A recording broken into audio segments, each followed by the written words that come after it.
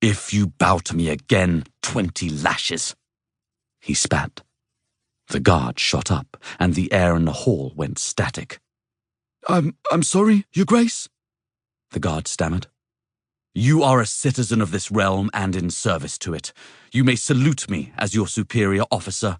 You may salute me as a citizen of this land, and I am in a position of authority. But you do not bow to me. Ever. True replied.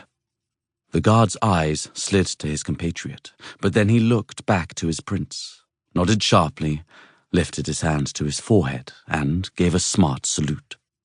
True dipped his chin, turned his gaze impatiently to the other man who seemed frozen in his duties of opening the door. When he caught True's attention, he swiftly went about finishing his task. He threw open the heavy, studded door. True strode in, and Carrington, writing something at the table, his iron lit, the room cozy warm, his clothing his own, well-tailored trousers and waistcoat made of worsted wool, shirt of fine linen, what looked to be a cashmere rug thrown about his shoulders, also likely from his own home, stood from his chair, his lips quirking in a triumphant smile. True wasted no time wiping it from his face. His knuckles were split, and 2 of Carrington's teeth were embedded in them before Aramus pulled him off and tugged him away, Apollo Ulfr needing to assist him with this effort. Cassius stayed close to his struggling brothers, while Mars took position before a prone Carrington on the floor, and Fray Dracar approached the traitor, staring down at him with distaste. "This is not you, my brother," Aramus said in his ear, grappling to keep control of True at the same time Cassius and Mars were positioning to stop Wallace and Luther from assisting their prince in getting free. "Do not allow him to take away who you are. Keep hold, man."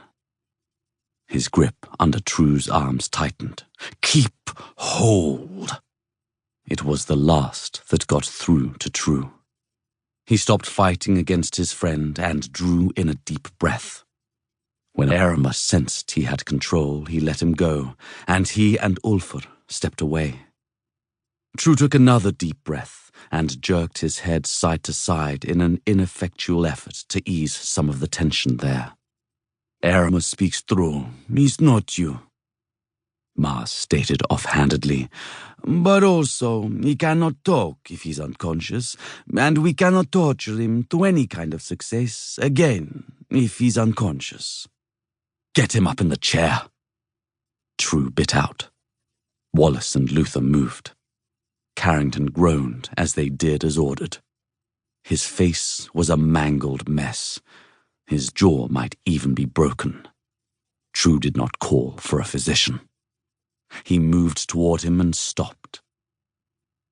True then bent his head to look down at his hand, dug out one, then the other of Carrington's teeth, and tossed them to the stone floor under the man's lax feet. They made a quiet clatter as they skittered toward his boot. Carrington's head was lolling on his shoulders to such an extent he did not notice this.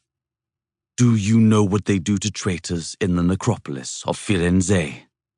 he asked. Carrington's swelling eyelids fluttered, but his split, bloody lips said, "Long live the writhing." He said this with a lisp. True was far from amused or even gratified by the sound.